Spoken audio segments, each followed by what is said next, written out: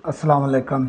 मैं अली असगर ताज। मैंने उम्मीद है मेरे सब दोस्त खैर वफीक दे नाल होंगे। प्यारे दोस्तों, जिवें कि तुहानूं पता है अजकल मोटरसाइकिल दे जिहड़ा ड्राइविंग लाइसेंस है उहदे उत्ते बहुत गलबात हो रही है और बड़ी जिहड़ी हुकूमत है वो भी सख्ती दे नाल अमल करदी पई है। उहदे बारे च एक दो जिहड़ियां गुजारिशात ने, वो सब तो पहलां तो मैं लोगों के अगे दरख्वास्त करांगा कि जिहड़े लोगों ने मोटरसाइकिल रखी है, हुकूमत ने एक पॉलिसी बनाई है कि तुहाडी सेफ्टी वास्ते एक ऐसा इंतज़ाम कीता जाए, अल्लाह ना करे कि तुहाडा एक्सीडेंट हो जाए तो उहदे विच तुसी ज़्यादा तो ज़्यादा तुसी सेफ रहो। देखो जे जिस वक्त तुसी गड्डी रोड दे उत्ते लैके निकलना है, तुसी जिन्नी भी एहतियात करो, अगर दूसरा बंदा एहतियात नहीं करता तो तुहाडी एहतियात उत्थे की करेगी। लेकिन ज़रूरत इस चीज़ की हैगी है कि ऐसा तरीक़ाकार अपनाया जाए कि खुदा ना खास्ता तुहाडे विच अगर कोई गड्डी आन के नहीं वजदी या तुसी किसी दे विच नहीं वजदे, खुदा ना खास्ता गड्डी स्लिप हो जाती है या चलदी गड्डी नूं कोई भी फॉल्ट आ सकता है, तुसी सड़क दे उत्ते गिर सकते हो। खुदा ना खास्ता अल्लाह ताला माफ़ करे, सारिआं नूं रब सोना अपनी हिफ्ज़ो ईमान दे विच रखे। तो उहदे विच यह हैगा कि कम से कम जिहड़ी है तुहाडी ज़्यादा तो ज़्यादा जिहड़ी है ना प्रोटैक्शन होवे। वैसे तो इंसान के जिस्म का हर हिस्सा ही अहम होंदा है, लेकिन सिर की हिफाजत करने वास्ते, क्योंकि जिस वेले मोटरसाइकिल का एक्सीडेंट होंदा है तो सब तो पहले जिहड़ा बंदे का सिर होंदा है ना वो ही ज़मीन के उत्ते वजदा है।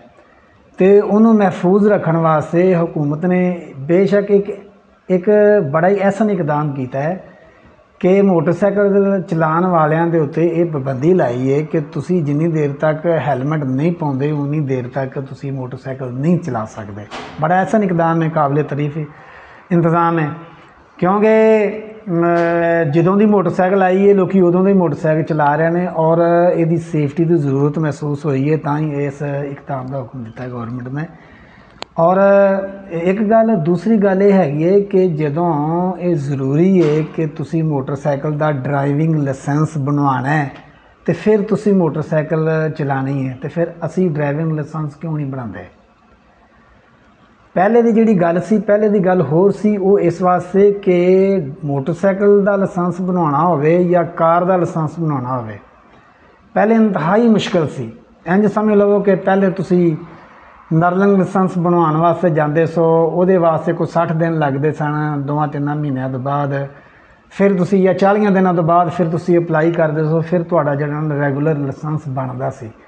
लेकिन हुण जिहड़ी है ना सूरत हाल इन्नी क आसानी पैदा कर दी है कि तुसी किसी भी दफ्तर दे विच जांदे हो, जिस जगह ते लाइसेंस बनते हैं, तुहानूं मौके दे उत्ते लाइसेंस तुहाडा बना के ऑनलाइन तुहाडा कर दिंदे ने। तरीकाकार भी बड़ा सादा जिहा है, तुसी कोई चीज़ नहीं नाल लैके जानी, सिर्फ तुसी एक अपना कौमी शनाख्ती कार्ड लैके जाना है।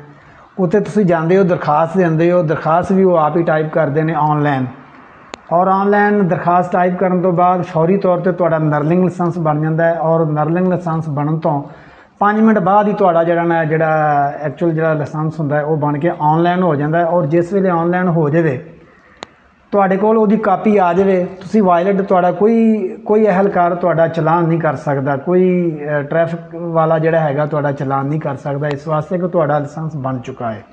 एक गल दूसरी एहतियाती तदाबीरां ने एक दो वो हैगियां ने कि हुकूमत जदों भी किसी कानून की सख्ती करती है ना, उसका मतलब ये होंदा है कि कानून के उत्ते अमल दरामद करवाना। लेकिन बाज़ दफ़ा ऐसियां कबाहतां होंदियां ने कि वो क्योंकि जिस वेले किसी चीज़ की सख्ती की जाती है उहदियां जो मुश्किलात सामने आंदियां ने फिर ही लोग उहदे उत्ते डिस्कस करते हैं। इस वेले बड़े पूरा तुसी मीडिया जिहड़ा सोशल मीडिया है ना वो सारा भरिया पिया इस चीज़ के उत्ते डिस्कस हो रही है कि पहले इस तरह होंदा सी कि जिहड़े बच्चे होंदे सन, एक घर दे जी ने मोटरसाइकिल रखी सी, उहदे उत्ते बच्चा होंदा, बच्चा अपनी सिस्टर नूं नाल लै जांदा सी या छोटे भाई नूं नाल लै जांदा सी।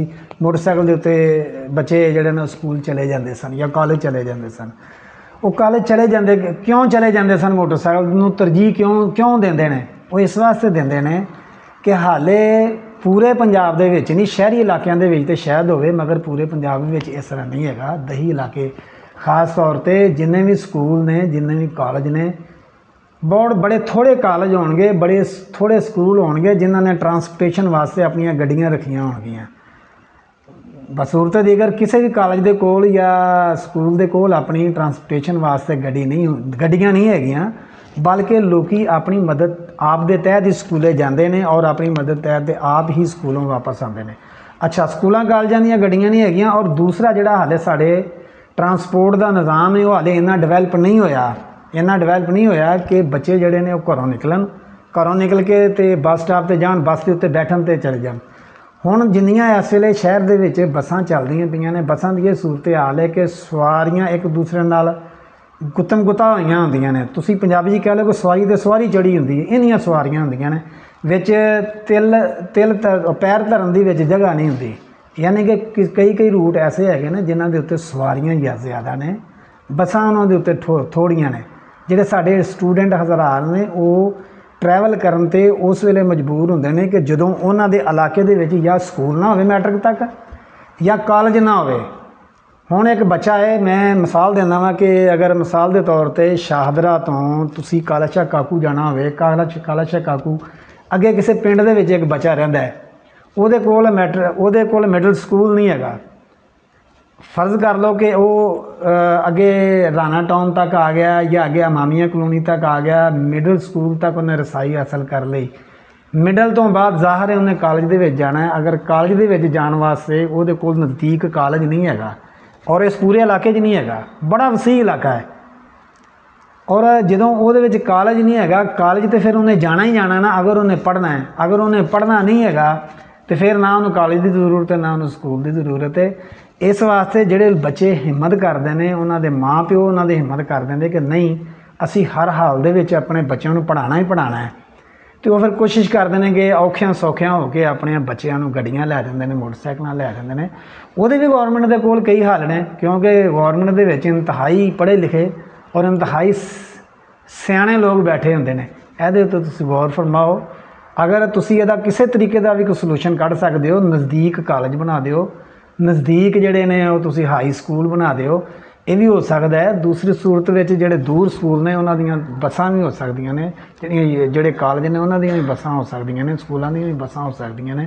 ਜਿਵੇਂ ਮੁਖਤਲਿਫ ਜਿਹੜੀਆਂ ਯੂਨੀਵਰਸਿਟੀ ਦੀਆਂ ਬੱਸਾਂ ਨੇ ਉਹ ਵੀ ਤਾਂ ਆਲਰੇਡੀ ਚੱਲਦੀਆਂ ਪਈਆਂ ਨੇ ਨਾ। ਇਸ ਤਰ੍ਹਾਂ ਇਹ ਵੀ ਤੁਸੀਂ, ਲੇਕਿਨ ਹੋ ਸਕਦਾ ਹੈ ਕਿ ਇਹ ਜਿਹੜੀ ਗੱਲ ਆ ਇੱਥੋਂ ਤੱਕ ਅਸੀਂ ਬੁਨਿਆਦੀ ਢਾਂਚਾ ਜਿਹੜਾ ਇਹਨੂੰ ਬੁਨਿਆਦੀ ਢਾਂਚਾ ਹੀ ਕਹਿੰਦੇ ਨੇ, ਬੁਨਿਆਦੀ ਢਾਂਚਾ ਮੁਕੰਮਲ ਹੋਣ ਤੱਕ ਕਾਫੀ ਟਾਈਮ ਲੱਗ ਜਾਏ, 6 ਮਹੀਨੇ ਲੱਗ ਜਾਣ, ਸਾਲ ਲੱਗ ਜਾਵੇ, 2 ਸਾਲ ਲੱਗ ਜਾਣ।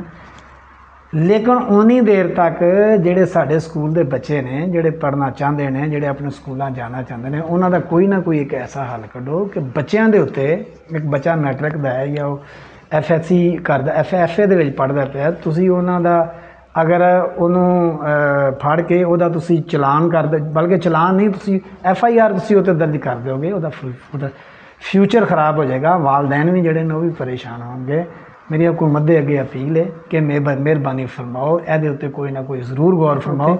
ਜਿਹੜੇ ਛੋਟੇ ਬੱਚੇ ਨੇ ਇਹਨਾਂ ਨੂੰ ਵੀ ਤੁਸੀਂ ਇਸਤਸਨਾ ਦੇ ਦਿਓ ਕਿ ਇਹ ਵੀ ਜਿਹੜੇ ਨੇ, ਇਹ ਵੀ ਆਪਣੇ ਸਕੂਲ ਜਿਹੜੇ ਨੇ ਉਹ ਬਾਇਜ਼ਤ ਤਰੀਕੇ ਨਾਲ ਆਪਣੇ ਟਾਈਮ ਦੇ ਨਾਲ ਸਕੂਲ ਪਹੁੰਚ ਸਕਣ। ਮੈਨੂੰ ਇਜਾਜ਼ਤ ਦਿਓ, ਇਨਸ਼ਾਅੱਲਾ ਨਵੇਂ ਵਲੌਗ ਦੇ ਨਾਲ ਕਿਸੇ ਵੇਲੇ ਫਿਰ ਤੁਹਾਡੀ ਖਿਦਮਤ 'ਚ ਹਾਜ਼ਰ ਹੋਵਾਂਗਾ। ਅਸਲਾਮ ਅਲੈਕੁਮ।